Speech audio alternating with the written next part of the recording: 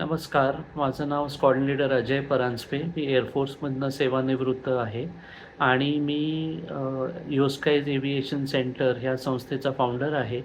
ही संस्था मुलांना चांगलं प्रशिक्षण देण्यासाठी विशेषतः फ्लाईट सिम्युलेटर वापरून जेणेकरून मुलं चांगलं पायलट होतील, अनुभवी पायलट होतील, ह्या उद्देशाने सुरू केली गेली आहे.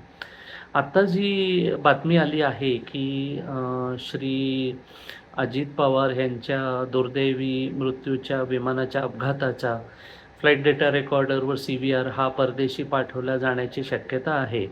ह्याच्यावर माझं असं म्हणणं आहे की ही शक्यता असू शकते, कारण तो जर त्याचं खूप भारी नुकसान झालं असेल आगीमध्ये किंवा काही कारणांमुळे त्यातनं माहिती येत नसेल, तर त्याला काही पर्याय नाही बाहेर पाठवायला.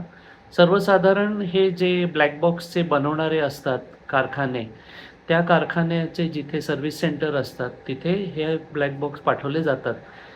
ज्यांना उघडून मग त्याच्या आत काही बिघाड झालं आहे का हे बघितलं जाऊ शकतं किंवा आगीमुळे इतका डॅमेज झाला आहे का? इथे मी सांगू इच्छितो की तसं फ्लाईट डेटा रेकॉर्डर व CVR ज्याला एकूण मिळून ब्लॅक बॉक्स म्हटलं जातं, ह्याच्यामध्ये खूप डिझाईन काळजी घेतली जाते की प्रचंड आगीपर्यंत ते सोसू शकतात. त्यामुळे असं नाही आहे नक्कीच की आगीमुळेच त्याचा त्रास झालेला आहे. कधी-कधी आगीमुळे नसेल ते पूर्ण जळालेलं, पण आतमध्ये जर काही बिघाड असेल त्या विमानाच्या इम्पॅक्टमुळे, तर त्याची दुरुस्ती करून पुन्हा तो फ्लाईट डेटा रेकॉर्डरमधनं डेटा काढू जाऊ शकतो. पण एवढं नक्की आहे की कदाचित इथल्या भारतातल्या सोयींमधनं त्यातला डेटा बाहेर निघत नसावा, म्हणून ते परदेशी पाठवलं जात आहे. आता ह्याच्यामध्ये मी सांगू इच्छितो की श्री रोहित पवार यांनी जो आरोप केला आहे की विमानामध्ये विमानाच्या आतमध्ये म्हणजे विमानाचं स्वतःचं इंधन सोडून बाकीसुद्धा इंधन ठेवलं गेलं होतं, ज्याच्यामुळे आग जास्त लागली.